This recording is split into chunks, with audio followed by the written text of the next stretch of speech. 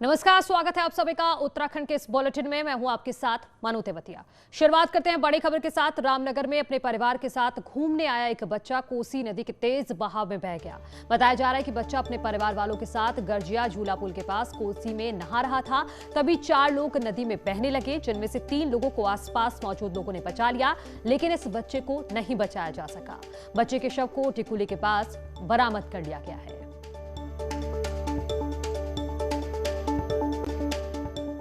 उधर चमोली के नारायण बगड़ के पिंडर नदी में फंसी गाय को पुलिस और एनडीआरएफ की टीम ने रेस्क्यू किया है। बताया जा रहा है कि पुलिस को जानकारी मिली थी कि एक गाय नदी में 2 दिनों से फंसी हुई है, जिसके बाद टीम ने रेस्क्यू अभियान चलाया और 3 घंटे की कड़ी मशक्कत के बाद गाय को नदी से बाहर निकाला गया। उत्तराखंड में आज का रविवार पूरी तरह राजनीतिक रहा। आज देहरादून के मसूरी विधानसभा क्षेत्र में बीजेपी की जन आशीर्वाद यात्रा निकाली गई, जिसमें सीएम धामी, प्रदेश अध्यक्ष मदन कौशिक समेत कई मंत्री शामिल हुए। तो वहीं यात्रा में कार्यकर्ताओं का हुज्जुम उमड़ पड़ा। उधर रुड़की में आज कांग्रेस की परिवर्तन यात्रा जारी रही। हरिद्वार में कांग्रेस की परिवर्तन यात्रा चल रही है, जो जिले की सभी 11 विधानसभा क्षेत्रों से गुजरेगी। कल भी परिवर्तन यात्रा जारी रहेगी। तो वहीं आम आदमी पार्टी के लिए आज का दिन अहम रहा। आज हल्द्वानी में दिल्ली के सीएम अरविंद केजरीवाल ने रोड शो किया। इसके साथ ही केजरीवाल ने आने वाले चुनाव को लेकर कई बड़ी घोषणाएं की।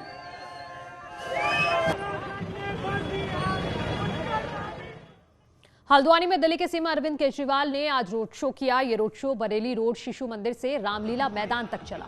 केजरीवाल की इस तिरंगा यात्रा में आम आदमी पार्टी के सैकड़ों कार्यकर्ता शामिल रहे।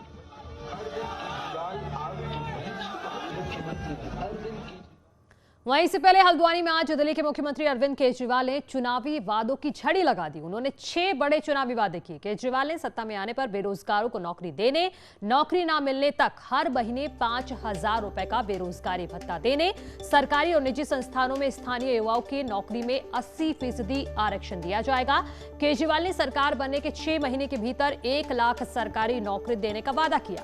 साथ ही रोजगार और पलायन मंत्रालय बनाने का भी ऐलान किया। केजरीवाल ने 300 यूनिट तक फ्री और 24 घंटे बिजली देने का भी वादा किया। उत्तराखंड के युवाओं को रोजगार मुहैया कराने के लिए आज मैं 6 घोषणाएं कर रहा हूं। आम आदमी पार्टी की सरकार बनेगी तो उत्तराखंड के हर बेरोजगार युवा के लिए रोजगार मुहैया कराया जाएगा। ये पहली घोषणा है। दूसरी घोषणा, जब तक उस बेरोजगार युवा को रोजगार नहीं मिल जाता, हर परिवार से एक युवा को 5,000 रुपए महीना दिया जाएगा, जब तक उसके लिए रोजगार मुहैया नहीं करा दिया जाता। इसको आप बेरोजगारी भत्ता कह लीजिए, जो मर्जी कह लीजिए। तीसरा, सरकार में और प्राइवेट में 80% नौकरियां उत्तराखंड के बच्चों के लिए रिजर्व की जाएंगी। चौथा, सरकार बनने के 6 महीने के अंदर 1 लाख सरकारी नौकरियां तैयार की जाएंगी। एक अलग से मंत्रालय बनाया जाएगा, रोजगार और पलायन मामलों का मंत्रालय। उस मंत्रालय का काम होगा कि रोजगार के नए नए अवसर तैयार करना एक तरफ, और दूसरा युवाओं को पलायन करने से रोकने के लिए सभी उचित कदम उठाना। अब बात करते हैं बीजेपी की जन आशीर्वाद यात्रा की। देहरादून के मसूरी विधानसभा क्षेत्र के बहल चौक से बीजेपी की जन आशीर्वाद यात्रा शुरू हुई, जो सर्वे ऑफ इंडिया के मैदान में समाप्त हुई। सीएम पुष्कर सिंह धामी ने कहा कि जो घोषणाएं सरकार कर रही है, उन घोषणाओं का शिलान्यास भी होगा और लोकार्पण भी। उन्होंने ये भी कहा कि जनता की समस्याओं का मौके पर निस्तारण हो, इसके लिए टॉप टू बॉटम नौकरशाही में बदलाव किए गए हैं। पूरे प्रदेश के अंदर जा रहे हैं, वहाँ पर सभी आम जनता से, सामान्य जनता से सबसे एक संवाद स्थापित कर रहे हैं। वहाँ की जो समस्याएं हैं, उन समस्याओं को सुन रहे हैं, उनका निस्तारण कर रहे हैं। और एक जो हमारा एक कार्य संस्कृति जो हमने बनाई है, वो आम जन के बीच में वो प्रभावी रूप से जाए, हमारे अधिकारीगण उस पर काम करें, उसके लिए हम लगातार प्रयास कर रहे हैं। हमारा प्रयास है और जगह जगह पर पूरे प्रदेश के अंदर जहाँ भी हम लोग जा रहे हैं, वहाँ पर माताओं बहनों का, बड़े बुजुर्गों का, नौजवान शक्ति का, युवा शक्ति का, सबका भरपूर मात्रा में समर्थन मिल रहा है। सभी लोगों के अंदर बहुत उत्साह है, बहुत स्नेह है। मैं सभी का आभारी हूँ। अब बात कांग्रेस की, तो कांग्रेस के दूसरे चरण की परिवर्तन यात्रा आज रुड़की के प्राण कलियर विधानसभा में पहुंची, जहां सैकड़ों कार्यकर्ताओं ने कांग्रेस प्रदेश प्रभारी, प्रदेश अध्यक्ष समेत कांग्रेस के बड़े नेताओं का जोरदार स्वागत किया। हरिद्वार जिले की 11 विधानसभाओं में कांग्रेस परिवर्तन यात्रा निकाल रही है। आज भगवानपुर, छपरेड़ा, मंगलोर विधानसभा में रोड शो और रैली हुई। वहीं 20 सितंबर को कानपुर, लक्सर, हरिद्वार ग्रामीण विधानसभा में परिवर्तन यात्रा निकालेगी। कांग्रेस प्रदेश प्रभारी का कहना है कि 2022 विधानसभा चुनाव कांग्रेस मजबूती के साथ लड़ेगी और सत्ता में वापस आएगी। पार्टी के कुनीतियों के कारण आज जो हमारे प्रदेश की बर्बादी हुई है, उस बर्बादी से आगे हम संभल सकें, इसी के मद्देनजर हम चाहते हैं कि इस प्रदेश में राजनीतिक परिवर्तन हो, और ये परिवर्तन सिर्फ राजनीतिक परिवर्तन न होकर गरीब आदमी के जीवन में बेहतरी का परिवर्तन हो, बेरोजगार की जिंदगी में रोजगार लाने वाला परिवर्तन हो, किसान की जिंदगी को बेहतर करने वाला परिवर्तन हो। यही हमारी मंशा है। परिवर्तन यात्रा जारी है, दूसरे चरण का दूसरा दिन है। अपार समर्थन मिल रहा है, प्यार मिल रहा है, आशीर्वाद मिल रहा है। और आज और कल जो तीसरा दिन होगा वो हमारा इस दूसरे चरण का आखिरी भी दिन होगा, लेकिन ये यात्रा लगातार जारी रहेगी। सीएम पुष्कर सिंह धामी ने कहा कि पिछले चुनाव में एक पार्टी ने जॉब कार्ड देने का काम किया था, लेकिन किसी को कोई पैसा नहीं मिला, सिर्फ लोगों को भ्रमित करने का काम किया गया। सीएम ने कहा कि आज विपक्षी पार्टियां केवल चुनावी एजेंडे के तहत घोषणाएं कर रही हैं, जबकि हम लोग बेरोजगारों के लिए ठोस योजना लेकर आते हैं। देखिए, पिछली बार आपने देखा होगा, चुनाव से ठीक पहले एक पार्टी के लोगों ने रोजगार गारंटी का जो है वो देने का काम किया था, और किसी को भी जो है उस पर कोई पैसा नहीं मिला, केवल लोगों को भरमाने का काम है। आज जो भी जितनी भी घोषणाएं हो रही हैं, तमाम पार्टियां केवल चुनाव एजेंडे को ध्यान में रख के नौजवानों को, युवाओं को एक प्रकार से जो है फिर से वही शब्द साग दिखाने का काम कर रही है। हमारा काम ये नहीं है, हम तो सीधे सीधे यहाँ के नौजवान युवाओं के लिए ठोस योजना लेकर आए। देहरादून में बीजेपी ऑफिस में कांग्रेस छोड़ बीजेपी में शामिल हुए विधायक राजकुमार का स्वागत किया गया। इस मौके पर सीएम धामी और प्रदेश अध्यक्ष भी मौजूद रहे। सीएम धामी ने अरविंद केजरीवाल पर निशाना साधते हुए कहा कि घोषणाएं करना अलग बात है और उसे करके दिखाना अलग बात है। सीएम ने कहा कि सत्ता में आएंगे तब ऐसा करेंगे, ये कहना आसान नहीं है। वहीं बीजेपी प्रदेश अध्यक्ष मदन कौशिक ने कहा कि आम आदमी पार्टी पहले ये बताए कि उसने दिल्ली में वहां की पॉपुलेशन के हिसाब से कितने लोगों को रोजगार दे दिया। अगर रोजगार नहीं दे पाई तो ये भी बता दे कि कितने नौजवानों को बेरोजगारी भत्ता दिया है। घोषणाएं करना अलग बात है, उसको कार्य व्यवहार में बदलना अलग बात है। और सत्ता में आएंगे तब करेंगे, ऐसा कहना आसान है, लेकिन हम जो योजनाएं बना रहे हैं यहाँ के नौजवानों के लिए, यहाँ के बेरोजगार भाइयों के लिए, लगातार हम ठोस योजनाएं बना रहे हैं। अभी वो दिल्ली मॉडल की बात करते हैं। दिल्ली के पॉपुलेशन के हिसाब से क्या वहाँ दिल्ली में उन्होंने इतना रोजगार दिया गया? दिल्ली में कितना बेरोजगारी भत्ता दिया? तो वो कौन से मॉडल की बात है? ये सब चीजें केवल लोक लुभावन वाली चीजें हैं, और मैं समझता हूँ कि जिस मॉडल की वो बात करते हैं वो मॉडल वहाँ दिल्ली में भी फेल है, देश में फेल है। वहीं चुनाव से पहले भू कानून को लेकर फिर सवाल उठ रहे हैं और कानून को सख्त करने की मांग होने लगी है। न्यूज 18 से खास बातचीत में पूर्व सीएम त्रिवेंद्र सिंह रावत ने सख्त भू कानून की मांग को खारिज करते हुए कहा कि अगर गैरसैंण में कोई जमीन नहीं खरीद सकता तो आप विकास की परिकल्पना कैसे कर सकते हैं। वहीं उन्होंने ये भी कहा कि अगर पहाड़ में कोई जमीन नहीं खरीद पाएगा तो पलायन होगा ही। सोशल मीडिया में काफ़ी चर्चा हो रही है भू कानून को लेके। उत्तराखंड में भी समय समय पर जो सरकारें रही उन्होंने कुछ ना कुछ किया है। आप मुख्यमंत्री रहे, एक हरीश रावत हमारे इसी कार्यक्रम में यहाँ आए थे, उन्होंने कहा कि भाई मैंने तो उसको नोटिफाई कर दिया था गैरसैंण में कोई ज़मीन की खरीद फरोख्त ना हो। डी नोटिफाई किया वहाँ त्रिवेंद्र सिंह जी ने, उन्होंने खुद भी ज़मीन खरीदी, बाकी लोगों ने भी खरीदी। तो उनका ये आरोप था कि भाई कहीं ना कहीं ये पूरा जो आज ये इशू उठ रहा है लैंड का, उसमें आपका लचर रुख रहा है। गैरसैंण में अगर कोई ज़मीन नहीं खरीद सकता तो आप क्या डेवलपमेंट की परिकल्पना कर सकते हैं? हम क्या पहाड़ के लोगों को बेरोजगार रहना देना चाहते हैं या इसी तरह से उनको पलायन करने देना चाहते हैं? पहाड़ में क्या हम रोज़गार नहीं चाहते हैं? और रोज़गार चाहते हैं तो क्या उद्योग हमारे, होटल्स हमारे, पर्यटन स्थल हमारे हवा में विकसित होंगे?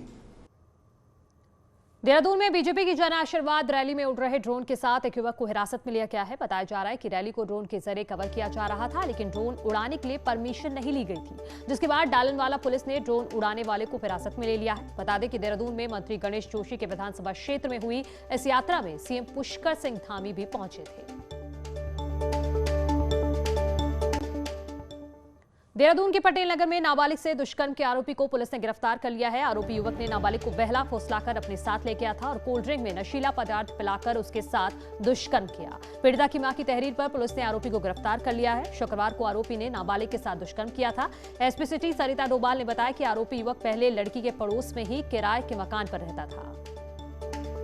एक महिला आई थी जिनके द्वारा कंप्लेंट की गई थी कि उनकी नाबालिग पुत्री के साथ जो पूर्व में उनके पड़ोसी था वो लड़का उसे बहला फुसला कर ले गया था, ये कहते हुए कि उसके फादर का एक्सीडेंट हो गया है और उसके बाद वो उस लड़की को अपने कमरे में ले गया जहां पर उसने उस लड़की के साथ दुष्कर्म किया। इस संबंध में मुकदमा पंजीकृत किया गया है और अभियुक्त की गिरफ्तारी की गई है।